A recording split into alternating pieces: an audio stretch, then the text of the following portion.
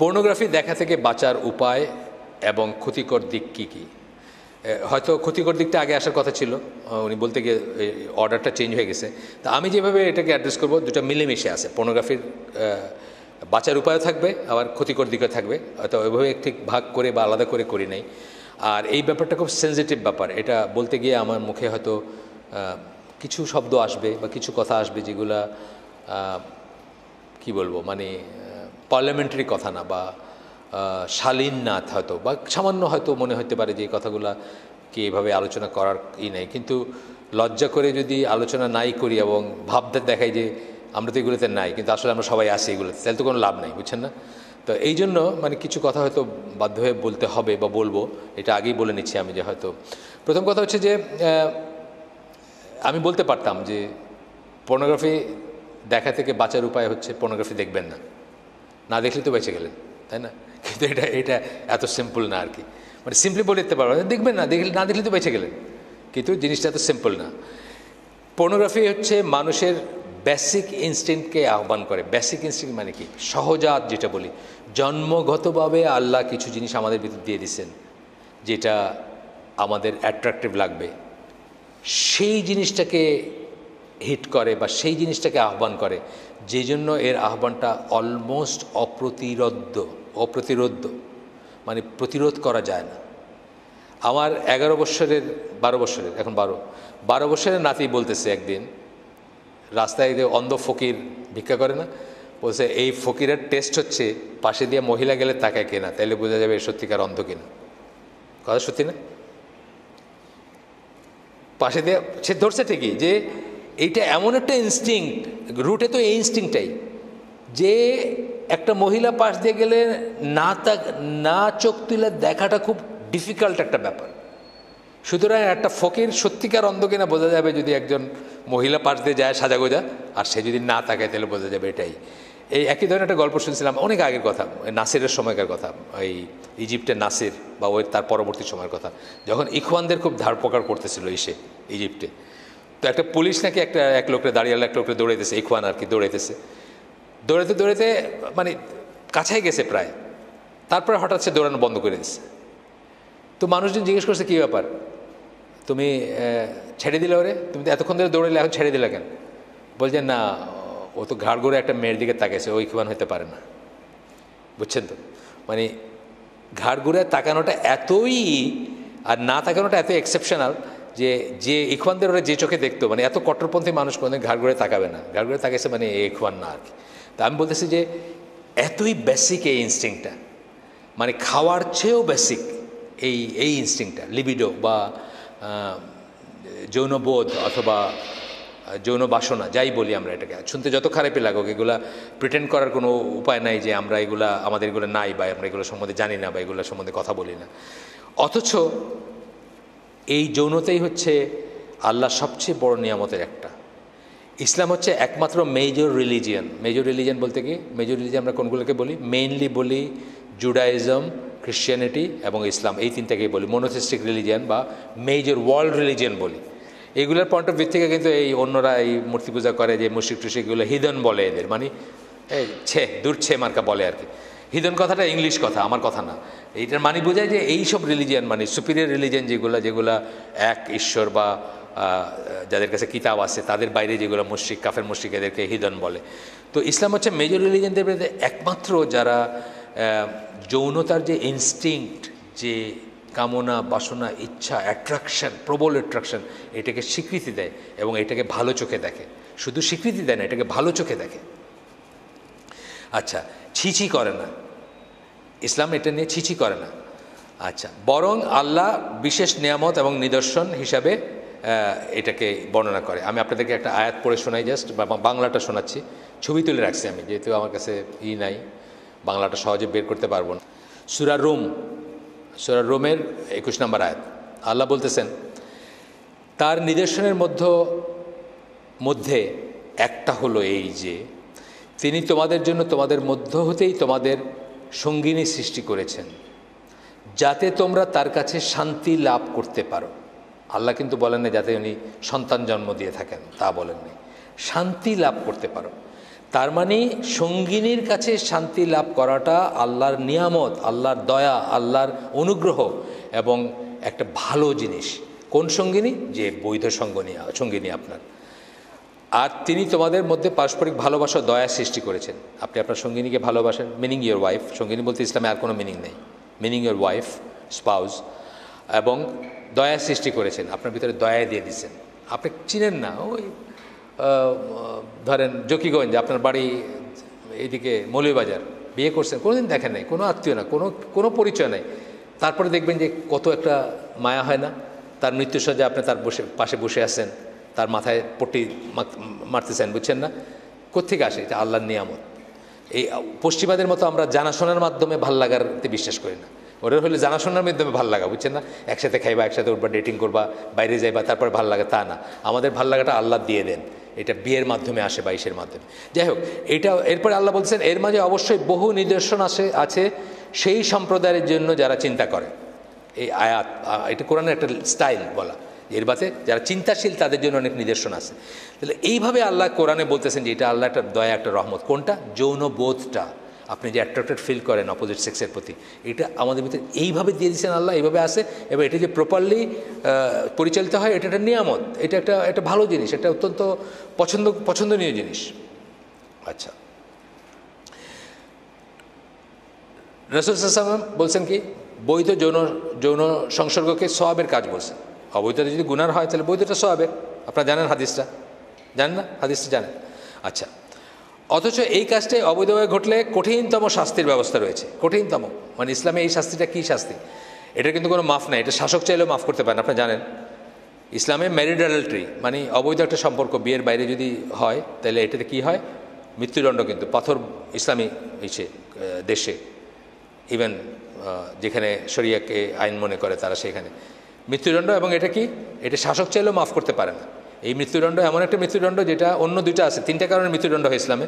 একটা হচ্ছে আপনার ওই মুরতাদ হয়ে গেলে, এটাও সে তওবা করলে মাফ, যা পথে ফিরে আসলে মাফ। আরেকটা হলো কিসাস, হত্যা করলে, আরেকজনকে হত্যা করছেন এই জন্য মৃত্যুদণ্ড হয়, এটাও ওর ফ্যামিলি মাফ করে দিতে পারে চাইলে। কিন্তু অবৈধ যৌন সংসর্গের জন্য যে মৃত্যুদণ্ড, সেটা কিন্তু ওই যার সাথে করছে সে চাইলে মাফ করতে পারে না, বুঝছেন তো? এটা মানে শাসকও চাইলে মাফ করতে পারে না। এটা মৃত্যুদণ্ড যদি এটা প্রমাণিত হয়, কার্যকর করতেই হবে ইসলামী শরিয়া মতে। যাই হোক, ম্যারিড অ্যাডাল্টারির কথা বলা হয়েছে যে এটা পশ্চিমা সাধারণ কলামিস্টরা পশ্চিমা দেশের লেখালেখিতে আসছে যে পর্নোগ্রাফি ইটসেলফ একটা অ্যাডাল্টারি বা ব্যভিচার। পর্নোগ্রাফি যদিও এটা ওই ব্যভিচার না, কিন্তু এটাও একটা ব্যভিচার। এটা আপনার বৈবাহিক সম্পর্কের বাইরে আপনি একটা কিছু ভাবলেন, দেখলেন, চিন্তা করলেন, বা মনে মনে আশা করলেন অথবা মনে মনে কামনা করলেন, এটা। এই জন্য পশ্চিমা সেকুলাররা বলছে, পশ্চিমা পাদ্রীরা বলে নাই, সেকুলাররাই প্রশ্ন করছে আমার কাছে। আমি খুঁজলে হয়তো আর্টিকেলটা পাবো, কোনো একটা এই যে আমার কাছে ইন্ডিপেন্ডেন্টের আসে, ওইখানে বোধহয় এখানে প্রশ্ন করছে যে পর্নোগ্রাফি হচ্ছে আসলে, আপনি কি চেঞ্জ করবেন ব্যাটারি? পর্নোগ্রাফি হচ্ছে একটা অ্যাডাল্টারি বা একটা ব্যভিচার, এক ধরনের ব্যভিচার। ইসলামী পয়েন্ট অফ থেকে আমরা অন্তত বলবো যে মৃত্যুদণ্ডযোগ্য ব্যভিচার না হইলেও এটা চোখের জেনা, কানের জেনা, তাই তো? চোখের জিনা, কানের জিনা, এটা রাসূল সাল্লাল্লাহু আলাইহি ওয়াসাল্লামের হাদিসে আসছে। চোখেরও জিনা হয়, কানেরও জিনা হয়, এবং সেই সব জিনার থেকে কি করে? আলটিমেটলি মানুষ রিয়েল জিনাতে যায়। আচ্ছা, প্রাণীকুলের ভিতরে আপনি দেখবেন যে সবচেয়ে বড় প্রাণীকুল বলতে আমি সকল প্রাণীর কথা বলতেছি, মানুষ সহ, সবচেয়ে বড় চালিকা শক্তির একটা। আপনি যে মেটিং সিজনগুলো আছে অন্য প্রাণীর ভিতরে, আপনি দেখবেন কি করে তারা, মানে একজন মাইরে ফেলতেছে এটার জন্য কম্পিটিশন করে দিতে গিয়ে। আপনি দেখবেন কুমিরের ভিতর আছে বা অন্যান্য জন্তু জানোয়ারের ভিতরে একজনকে মেরেই ফেলতেছে, মানে মারামারিটা শুরু হয়েছে এটাকে কেন্দ্র করে, এবং একজনকে মেরেই ফেলছে। আল্লাহ দেয়া এই চালিকা শক্তির বলে পৃথিবীর সমাজ সংসার আবর্তিত হচ্ছে, এই কথাটা আমি বলতে পারতাম, কারণ আসলে এইটা দিয়ে কিন্তু দুনিয়াটা ঘুরতেছে, এটাকে কেন্দ্র করে। অন্য ফর্মে আমরা হয়তো ডিফাইন করতেছি না ওইভাবে, বুঝছেন না? এটা মিলেমিশে আছে জিনিসের ভিতর, গানের ভিতর আছে, সিনেমার ভিতরে আছে, নাটকের ভিতরে, বুঝছেন না? কিন্তু এই কেন্দ্রে কিন্তু পৃথিবীটা ঘুরতেছে, সারা পৃথিবীটা কিন্তু এটাকে কেন্দ্র করে ঘুরতেছে। প্রাণীকুলে প্রবল প্রতিযোগিতা দেখা যায়, যা অনেক সময় প্রতিপক্ষকে হত্যা পর্যন্ত গড়ায়। এটা আমরা দেখছি অনেক, আমি উদাহরণ দিতে পারতাম অনেক। সবচেয়ে প্রবল এই বেসিক ইনস্টিংক্টকে চরিতার্থ করার ব্যাপারটা প্রকৃতিতে ওপেন, কোনো রকমের রাগ ঢাক নেই, প্রকৃতিতে ওপেন, জোরদার মুলুকতার, যে পাল্লা যা করলা। কিন্তু মানে কি বলে, মানুষকে তো আল্লাহ আশরাফুল মখলুকাত হিসেবে বানাইছেন কেন? এটা আল্লাহ কিছু নিয়ম করে দিয়েছেন, এই নিয়মের ভিতরে মানুষ থাকবে এবং থাকলেই সে আশরাফুল মখলুকাত, নাহলে সে জানোয়ারের সাথে তার কোনো তফাৎ নাই। আচ্ছা, মানুষের বেলায় আল্লাহ কিছু নিয়ম বাইরে দিয়েছেন, সেই নিয়ম যারা মানে না তাদের বেলায় এই বেসিক ইনস্টিংক্ট পরিতৃপ্ত করতে মানুষ খুন খারাপি বা হত্যা ধর্ষণ পর্যন্ত যায় না আমাদের দেশে তো দেখতেছেন যে যারা এই নিয়ম মানে না, আল্লাহর নিয়ম মানে না, আল্লাহর বিধান মানে না, আল্লাহ যে নিয়ম করে দিয়েছেন সেটার ভিতর, তারা কি শেষ পর্যন্ত খুন রাজানি পর্যন্ত যায় না? এটারই সূত্র ধরে যাচ্ছে। আপনি দেখতেছেন মা ছেলেকে মেরে ফেলছে, এই 2-3 বছর আগে উঠছে, আপন ছেলেকে মেরে ফেলছে মা, এই পথে সে জেনে গেছে বা কিছুর জন্য মেরে ফেলছে, পরকীয়া সম্পর্ক সম্বন্ধে জানছে। তার মানে সে নিয়ম মানে না। নিয়ম না মানলে তখন সে যা ইচ্ছা আসবে, খুন আসবে, ধর্ষণ আসবে, মানে খুন কইরা। মাদ্রাসার একটা ছেলে, সেদিন পড়লাম, মাদ্রাসার 8-9-এর ছেলে আরেকটা 7-8-এর মেয়েকে নিয়ে ভাগায় নিয়ে ঢাকায় চলে আসছে। আয়সা কোন হোটেলে উঠতে চাইছে, পারে নাই উঠতে, কমলাপুর স্টেশনে যে পতিত রেলওয়ে বগি থাকে না, ওর ভিতর তাকে ধর্ষণ করছে, কইরা তাকে, সে কাঁদতেছিল, মেয়েটার দোষ হলো মেয়েটা তারপরে কাঁদতেছে, সমানে কাঁদতেছে, তারে মাইরে ফেলছে, পেপারে আসছে, ওপেন ঘটনা, খুন করছে। এই ইনস্টিংক্টের জন্যই তো করছে, এই কাজটার জন্য করছে না। ইনস্টিংক্টটা আমি বলতেছি যে রিপুর তাড়নাটা তো এইটাই। সে নিয়ম মানে নেই দেখে সে হত্যা পর্যন্ত করেছে। 7-8-এর মেয়ে, 8-9-এর ছেলে, মাদ্রাসার। চিন্তা করে দেখেন আপনি, তাহলে অন্য যারা যা করতেছে বা আরও যারা উন্নত শ্রেণীর, উন্নত টাকা পয়সা আছে, উন্নত শিক্ষা দীক্ষা আছে, তাদের কথা তো আছেই। আমি অনেক ছোটোবেলায়, তখন আমি অত বুঝতাম না অনেক কিছু, মানে ধরেন 10-12 বছর বয়সে একজনের গল্প শুনতেছিলাম যে সে সিলেটেই, সে বৃষ্টি ঝড়ের রাতে নদী পার হয়ে জৈন্তায় চলে গেছে, এই ইনস্টিংক্টের বশবর্তী হয়ে। ওইখানে এটা চরিতার্থ করার কোনো ব্যবস্থা আছে আর কি, সেই জন্য মানে বলতেছিল, তারা হাসি ঠাট্টা করতেছিল মুরব্বীরা, যে মানুষের এই ব্যাপারটা কত সাংঘাতিক, যে ঝড়ের রাতে সে সুরমা নদী পার হয়ে সাঁতরায় ওই পারে জৈন্তায় চলে গেছে, ওইখানে কোনো একটা ব্যবস্থা আছে সেটা চরিতার্থ করতে গিয়ে। এত প্রবল হইতে পারে মানুষের এই ইনস্টিংক্টটা। আপনি পশুগুলোর ভিতরে দেখবেন, আমার একটা ঘটনা মনে আছে যে একটা ছাগল খুব ভ্যাঁ ভ্যাঁ করতেছে, তো এক নাতি তার নানিকে জিজ্ঞেস করছে যে এটা এত চিৎকার করতেছে কেন? তো নানি বলতেছে যে এটার বিয়ের সময় হয়েছে। পশুগুলোর ভিতরে এটা আছে, মানুষের ভিতরে খালি এটা নিয়ে রাগঢাক আছে। এটা রাগঢাক কেন আছে? এটা হায়ার অংশ, এটার জন্য আল্লাহ নিয়ম দিছেন, এটা চরিতার্থ করার পার্টিকুলার ওয়ে দিছেন এবং ব্যবস্থা করে দিছেন আল্লাহ, সেটা দিয়ে করবেন। এটা ইসলাম কিন্তু এটাকে অ্যাকনোলেজ করে, স্বীকার করে। ওই যে বললো না, যেন প্রশান্তি লাভ করে, প্রশান্তি লাভ করতে চাবেন আপনি, এটা কিন্তু ইসলাম অ্যাকনোলেজ করে, কিন্তু প্রশান্তির জন্য সুনির্দিষ্ট ব্যবস্থা করে দিছে, সেই ব্যবস্থার ভিত্তিতে প্রশান্তি লাভ করতে হবে। আসেন আর একটু আগাই।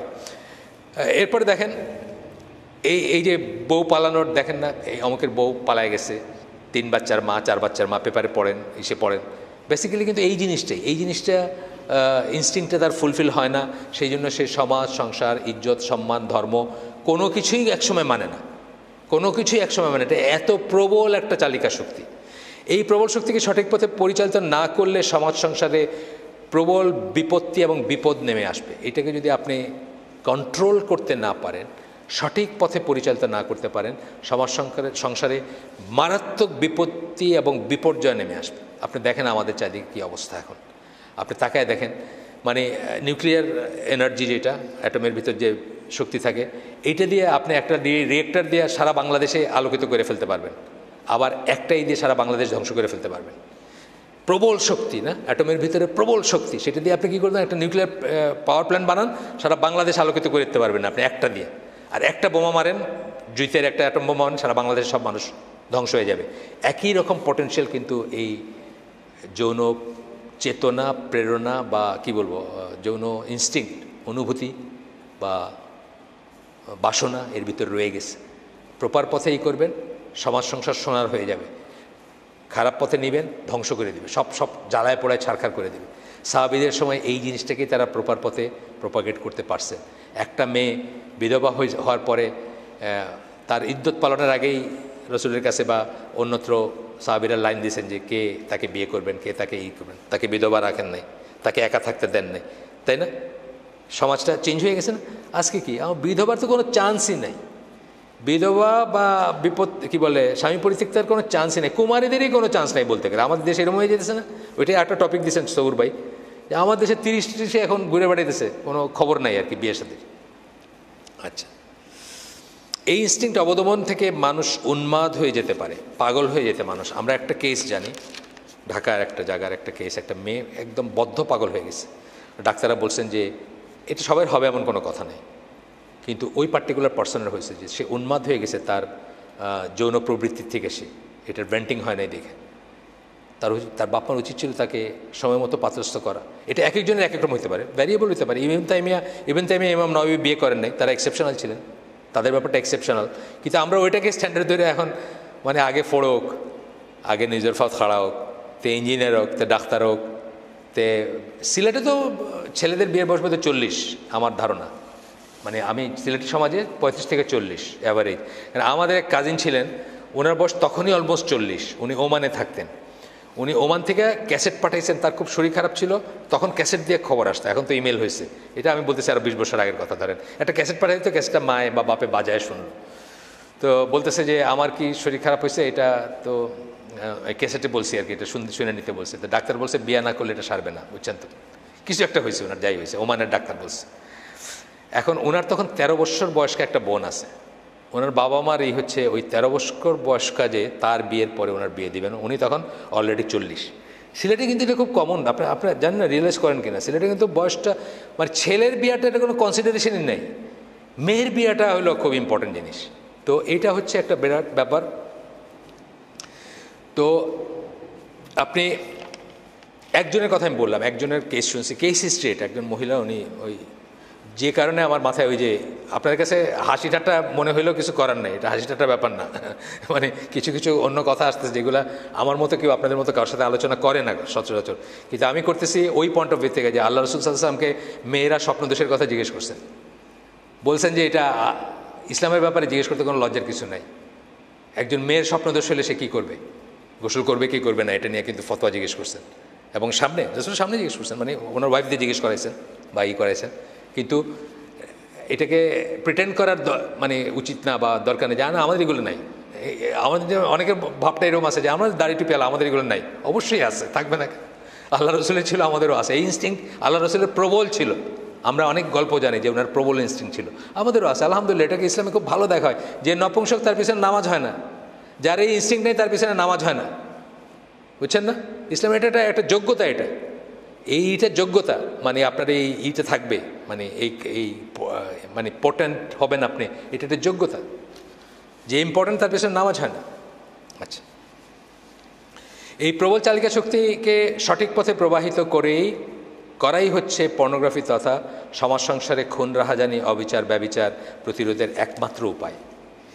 এইটাকে এই যে ডিজায়ারটা বা এই যে এনার্জিটা, এটাকে সঠিক পথে পরিচালনা করাটাই হচ্ছে একমাত্র উপায় মানুষকে পর্নোগ্রাফি থেকে ফেরানোর বা করার, যেটা এটার এই পার্টিকুলার আর্টিকেলের শুরুতে বলছেন উনি। মানে এটার বিষয়টা যেটা সমাজপতি তথা বাবা মাকে অ্যাকনোলেজ করতে হবে প্রথমেই বাবা মা বা সমাজপতি, যারা সমাজপতি কারা, চেয়ারম্যান, ডিসি, প্রধানমন্ত্রী, প্রেসিডেন্ট, যে সমাজের সমাজপতি, তাকে অ্যাকনোলেজ করতে হবে এটা, অর্থাৎ যৌনতা unavoidable strong basic instinct. Unavoidable, এটা অ্যাভয়েড করার কোনো রাস্তা নাই। স্ট্রং বেসিক ইনস্টিংক্ট, বেসিক মানে মৌলিক চাহিদা মানুষের। মিসইউজ প্রতিরোধ শুরু হবে ঘর থেকে, কিন্তু এই ইনস্টিংক্টটার মিসইউজটা প্রতিরোধ শুরু হবে কোথা থেকে? ফ্যামিলির থেকে শুরু হবে। সমাজ কইরা পারবে না একা, সমাজকে একদিনে আপনি করতে শুরু করতে হবে ফ্যামিলির থেকে। করতে গিয়ে কী করবেন? আমি বলছি এটা প্রিটেন্ড করবে না যে আমার ছেলের বা আমার মেয়ের চরিত্র ফুলের মতো পবিত্র। আমাদের অনেকে বলতে শুনছি যে আমার ছেলে এরকম না, আমার মেয়ে এরকম না। এটা করে আমরা কিন্তু অনেক সময় পয়েন্টটা মিস করি। তো এখানে আমি একটা উদাহরণ দিছি যে আমাদের অনেক বছর আগে, 20 বছর আগে হয়তো, একজন তবলিগপন্থী একজন দিনী বোন ছিলেন, যিনি কলেজের টিচার ছিলেন, বিধবা ছিলেন, তার 3-4টা ছেলে মেয়ে ছিল। তো আমাদের সাথে, আমি তাকে কোনোদিন দেখি, মানে আমার সাথে কোনো ছিল না তার, তখন মানে পরিচয় ছিল না বা কিছু না, বাট উনি আমাদের মেয়েদের হালাকায় আসতেন। তখন কথাবার্তায় আমি বলার চেষ্টা করছি যে উনি বিয়ে করেন বা বলাইতে চেষ্টা করছি। উনি প্রথম দিকে বলতেন যে ওনার কোনো প্রয়োজন নেই। তারপরে আমার একটা বই, যখন 2005 সালের বা আরও একটু পরে, বিবাহ নারীবাদ একটা বই আছে আমার, সেই বইটা বাংলাদেশের মুসলিম জীবনে বিবাহ নারীবাদ, সেই বইটা পড়ার পরে উনি ডিসাইড করেন যে উনি বিয়ে করবেন। তো উনি আমাদের মেয়েদেরকে বলছেন একবার যে মানে অনেকেই আছে যারা এটা এই জিনিসটা অ্যাকনোলেজ করে না, স্বীকার করে না, মুনাফিকের মতো ভিতরে রাখে কিন্তু খারাপ কাজ করে যায়। উনি একটা ফ্যামিলির কথা বলছেন যে একজন মহিলা তার হাজব্যান্ডকে সময় দিতে পারেন না, বা তার ফিজিক্যালি উনি ফিট না হাজব্যান্ডের সাথে থাকার জন্য, বা সোজা বাংলায় শোয়ার জন্য ফিট না। তো উনি কী করছেন, সুন্দর দেখে একটা চাকরানি রাখছেন। সেই চাকরানিটাকে উনি ওইভাবেই করছেন যে হাজব্যান্ডকে রাত্রে হাজব্যান্ডের সাথে ঘুমাবে, এবং ওইটার জন্য স্পেশাল পে করতেছেন বা পে করেন। এটা তো ব্যভিচার, একদম ব্ল্যাটেন্ট ব্যভিচার। কিন্তু তবুও উনি হাজব্যান্ডকে একটা বিয়ে দিতে রাজি না, বুঝছেন না? মানুষে জানবে, লজ্জা আছে, ভাগ হবে সম্পত্তি, সামাজিকভাবে হবে, এইসবের জন্য। এই ধরনের মেন্টালিটি নিয়ে আপনি কোনোদিন পর্নোগ্রাফি রোধ করতে পারবেন না। আপনাকে হাকিকতে আসতে হবে, বাস্তবতায় আসতে হবে যে এইটা এই জিনিস, এইটার আমার মেয়ে, আমার ছেলে, যারা ফুলের মতো পবিত্র, তারাও মানুষ, তাদের এই ইনস্টিংক্ট আছে, এবং তাদের এই ইনস্টিংক্টটাকে আমি শুদ্ধ, যার যেটা এক একজনের এক একটা লেভেল থাকতে পারে, কিন্তু শুদ্ধভাবে কী করে প্রবাহিত করব সেই জন্য আমি চিন্তা করব, আমি তাকে কি করে এটাতে বাঁচিয়ে রাখবো সেটা চিন্তা করব। আচ্ছা, ঘরে এবং বাইরে সুস্থ পরিবেশ দিতে হবে। ঘর এবং বাইরে সুস্থ পরিবেশের সূত্রপাত হচ্ছে তাকে তৌহিদের উপর প্রতিষ্ঠা করতে হবে। তৌহিদের উপর প্রতিষ্ঠা করতে পারলে সে জানবে যে আল্লাহ দেখেন, আল্লাহ শোনেন, আল্লাহর কাছে কিছু লুকানো যাবে না, বুঝছেন না? তৌহিদের প্রতিষ্ঠা বলতে আমি কি বলছি, রিয়েলি তৌহিদের প্রতিষ্ঠা করতে হবে, তা প্রতিষ্ঠিত করতে হবে। তাইলে সে জানবে যে আল্লাহ সব কিছু দেখেন এবং শোনেন, আল্লাহকে ফাঁকি দেওয়া যাবে না, আল্লাহকে লুকায় কোনো গুনাহ করা যাবে না, দরজা বন্ধ করে পায়খানার ভিতরে করা যাবে না। এবং আল্লাহর হক কি আপনার উপর, অন্যের হক কি আপনার উপর, নিজের হক কি আপনার উপর, সেটা তাকে শিক্ষা দিতে হবে। আল্লাহর হক হচ্ছে শিরক বিবর্জিতভাবে সে ইবাদত করবে। অন্যের হক মানে কি, আপনার অনাগত যে বউ, তার আপনার উপর হক আছে না? যে আপনার বউ হবে, যে আপনার হাজব্যান্ড হবে, তার উপর আপনার হক আছে না? আপনি ব্যভিচারের পর্নোগ্রাফি এবং পর্নোগ্রাফির সুবাদে ব্যভিচারে লিপ্ত হবেন, তার হক আপনি নষ্ট করতেছেন। নিজের হক আছে না নিজের উপরে? নিজের হক কি, আপনি নিজেকে স্পেন্ড করে দিবেন না, খরচ করে দিবেন না, নষ্ট করে দিবেন না। আপনি জীবনে অসুখী হয়ে যাবেন, জীবনে আর কোনোদিন দাম্পত্য সম্পর্ক স্থাপন করতে পারবেন না, আপনি সেরকম কেউ হবে না। আচ্ছা, এরপরে যেটা করতে পারেন বাবা মা, পর্নোগ্রাফি আটকানোর কথায় আমরা আসতেছি। টিভি বা কোনো মিডিয়ার সাথে যুক্ত আছে কিনা, থাকলে কি দেখতেছে সেটা আমরা বিচার করব। কোন বন্ধুর সাথে মিশতেছে সেগুলোর খোঁজ নিব। স্কুলে কি শিখতেছে, যে স্কুলে পাঠাইছেন সেই স্কুলের পোলাপানরা অবসর সময় টিফিনের সময় কি কথা বলে, কি দেখে, কি শোনে, বা কি নিয়ে কথা বলে। আমরা ঢাকায় স্বনামধন্য স্কুলের কথা জানি, যেটা বাথরুম লক করে দিতে হয়েছে, 5-6 থেকে শুরু অনওয়ার্ড বাচ্চাদের জন্য বাথরুম লক করে দিতেছে। কারণ তারা ক্লাস থেকে উঠে বিভিন্ন ক্লাসের পোলাপান বাথরুমে গিয়ে ওই দেখে, ওই ফোনে জিনিসপত্র দেখে, এই জন্য বন্ধ করে দিছে যে বাথরুমে যাইতে হলে কাউকে টিচারের কাছ থেকে চাবি চায়ে নিয়ে যাইতে হবে, এই ব্যবস্থা করছে। তাহলে আপনি এগুলোর খোঁজ নেবেন। তারপরে হচ্ছে বিয়ে দিবেন অ্যাজ সুন অ্যাজ পসিবল, এটার কোনো বিকল্প নাই। অ্যাজ সুন অ্যাজ পসিবল বলতে কি, এক একজনের জন্য অ্যাজ সুন অ্যাজ পসিবল এক একটা। আমি যেটা বললাম, ইবনে তাইমিয়া বা ইমাম নওয়াবী, তারা স্পেশাল হিউম্যান বিংস ছিলেন। আমরা সবাই সেরকম স্পেশাল না। আমাদের কারো 15তে বিয়ে দরকার হতে পারে, কারো 16তে হতে পারে, কারো 25 হতে পারে, কারো 35 হতে পারে। সেটা মানুষ ভেদে আমরা চিন্তা করবো, এবং চিন্তা করে সেইরকমভাবে আমরা বিয়ের ব্যবস্থা করব। আমরা এটা নিয়ে আন্দোলন গড়ে তুলব। আন্দোলন মানে রাস্তার আন্দোলন না, আমরা লেখালেখি করব, আমরা লবি গড়ে তুলব, যাতে আমাদের সরকার অলরেডি একটা করছে 2-3 বছর আগে, 2 বছর আগে বা 3 বছর আগে একটা কারেকশন করছে, যে বাবা মার তত্ত্বাবধানে আগে বিয়ে হইতে পারে। এটা নিয়ে আবার সেকুলারপন্থীরা খুব চিৎকার করছে এটা নিয়ে। আপনারা তো জানেন না যে ইংল্যান্ডে 15 বছর বয়সে কিন্তু বিয়ে দিতে পারবেন আপনি আপনার ছেলে মেয়েকে, প্যারেন্টাল গাইডেন্সে, মানে বাবা মা যদি করে। তা আমাদের দেশ কোথা থেকে এত মডার্ন হলো যে আমাদের দেশে 18-র নিচে দেওয়া যাবে না, বা দিলে সেকুলারপন্থীরা চিল্লাচিল্লি করবে?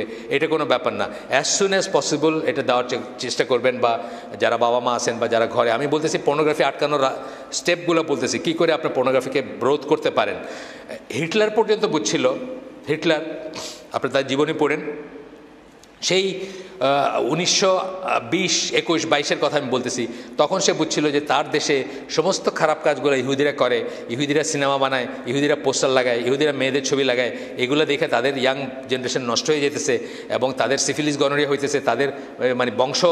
তখন তো আর প্রস্টিটিউশন ছাড়া খুব একটা রাস্তা ছিল না, এরকম তো লিভ টুগেদার তখনকার ইউরোপেও সহজ ছিল না।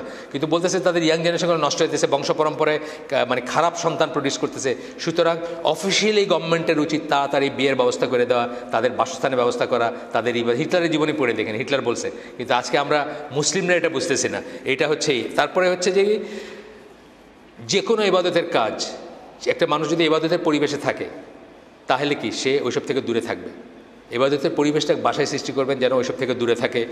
কোরআন, আমি একজন লেখকের কথা বলছি যে problems Muslims face in today's world, একটা বই আছে, ওই বইয়ে উনি সব সমস্যাগুলো বলছেন পশ্চিমা জীবনের, এইসব সমস্যাই আছে, পর্নোগ্রাফি সবই আছে ওখানে।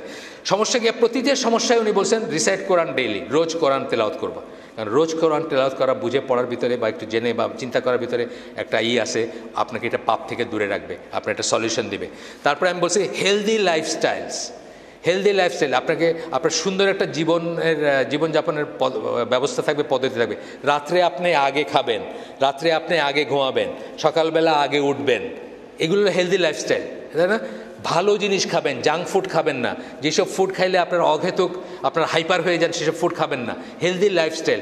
এইগুলো দিয়ে আপনি বাসার থেকে পর্নোগ্রাফি করার বা শুরুর থেকে পর্নোগ্রাফি রোধ করার চেষ্টা করতে পারেন। হার্মসের কথা বলছিলেন, হার্মসের ভিতরে আমি জাস্ট পয়েন্ট বলে যাচ্ছি, যেহেতু আর 10 মিনিট আছে নামাজের, 10 মিনিটের মতো প্রায়, আর 1 মিনিট 2 মিনিট আমি শেষ করে দিব। একটা হার্মস মানে ক্ষতিকর কি দিকগুলো কি, যারা পর্নোগ্রাফিতে অ্যাডিক্ট হয় তারা কিন্তু চির অসুখী হয়, জীবনে আর কোনো দিন সুখী বা তৃপ্ত হইতে পারে না, তাদের ব্রেন ব্লো আউট হয়ে যায়, ব্রেন নষ্ট হয়ে যায়। এটা নিয়ে কথা অনেক লেখালেখি হয়েছে, তাদের ব্রেনটা আর স্বাভাবিকভাবে ফাংশন করতে পারে না, চিন্তা করতে পারে না। 2 নম্বর হচ্ছে তারা ভায়োলেন্ট হয়ে যায়, তাদের ওই উত্তেজনাটা প্রশমিত করার জন্য তারা যে কোনো কিছু করতে পারে। এই যে বললাম রেপ, খুনাখুনি, মারামারি সব কিছু করতে পারে তারা। আপনি দেখবেন, পড়লে এগুলো তো বাংলাদেশে খবরের কাগজে উঠে, এগুলো কোনো রাগডাক নাই। ফ্যামিলি ভেঙে যায়, বিয়ে। পর্নোগ্রাফিতে আপনার 5 মিনিটের একটা ভিতর যত কিছু এই সমস্ত জিনিসগুলো বাস্তব জীবনে কোনোদিন হয় না। বাস্তবে বউ এইভাবে বিহেভ করে না, একটা পর্নোস্টার যেভাবে বিহেভ করে এইভাবে করে না। সো আপনি বিয়ের সাথে সাথেই আপনার মনে দূর এটা কী করলাম, মানে বিয়েতে আপনি আপনার পর্নোগ্রাফি থেকে যে ইমাজিনেশন আসছে, জীবনে দেখলেন যে এটার সাথে কোনো ব্যাপার না। বাস্তবে একটা যদি আমাদের স্বাভাবিক মুসলিম বিয়ে হয়, যারা একে অপরের সাথে মেলামেশা করে নাই, আগে কেউ কাউকে চিনে না, অ্যারেঞ্জ ম্যারেঞ্জ ফ্যামিলির থ্রুতে বিয়ে হয়েছে, তাদের 1 মাস 2 মাস 6 মাস লাগতে পারে অ্যাডজাস্ট করতে। অথচ আপনি পর্নোগ্রাফিতে কী দেখতেছেন, 6 মিনিটের ভিতরে জীবনের সব স্বাদ নেওয়া শেষ, তাই না? তা আপনার কাছে তখন হাইসেন না, কথা সত্যি না? তা আপনার কাছে তখন মনে হচ্ছে দূর, এটা কি, এটাতে কোনো উত্তেজনাই নাই, কোনো কিক নাই, কোনো আবেগ নাই, কোনো নাই, কোনো প্লেজার নাই, কোনো এরকম মনে হবে আপনার বিয়েতে কোনো দিন। এরপর পর্নোগ্রাফি থেকে আরেকটা যে হচ্ছে, আমাদের সমাজের ভিতরে এখন ইনসেস্ট শুরু হয়েছে, কিন্তু ইনসেস্ট, বাবা মেয়ে, ছেলে ভাই বোন, এই ধরনের দেখবেন পেপারে আসে, আসে অনেক ঘটনা আসে। এগুলার কিন্তু মানে রুট কারণ হচ্ছে ওইটা, কারণ আপনি পর্নোগ্রাফি দেখতেছেন, পাশের রুমে আপনার ইনসেস্ট কেউ আসে, ঘুমাইতেছে, আপনি ওইখানে দেখতেছেন এই ঘটনা, আপনি এটা করতে যাচ্ছেন, অ্যাক্ট করতে যাচ্ছেন, মানে অ্যাকচুয়ালাইজ করতে যাচ্ছেন, বাস্তবায়িত করতে যাচ্ছেন। এরকম আমরা অনেক গল্প দেখি, পেপারে আসে, আসে। তারপরে যে মানুষটা সে আনপ্রোডাক্টিভ হয়ে যায়, সে আর ভালো কোনো কাজ করতে পারে না, রেসপন্সিবল কোনো কাজ করতে পারে না, সে একটা নির্জীব মানুষ হয়ে যায়, জীবনী শক্তিহীন মানুষ হয়ে যায়। Over long period of time বদমেজাজি একটা বাজে লোক হয়ে যায় এবং পারভার্ট হয়ে যায়। পারভার্ট মানে বিকৃতি। এই পর্নোগ্রাফির ব্যাপারটাই এমন যে আপনার কালকে যেটা দেখছেন আজকে আর সেটাতে ধরবে না, এটা একটা নেশার মতো ব্যাপার। মানে কালকে আপনি একটা সিগারেট খেয়ে হয়তো আজকে 2টা, তারপর 3টা, তারপর 10টা, তারপর 2 প্যাকেট, বুঝছেন না? মানে এটা বাড়তেই থাকবে উত্তর, এবং একসময় দেখবেন যে আপনার কিছুতেই কিছু হচ্ছে না। আমি শেষ করে দিই, যেহেতু নামাজের সময় চলে আসছে। সুবহানাকা আল্লাহুম্মা বিহামদিকা আশহাদু আল্লা ইলাহা ইল্লা আনতা আস্তাগফিরুকা ওয়া আতুবু ইলাইক।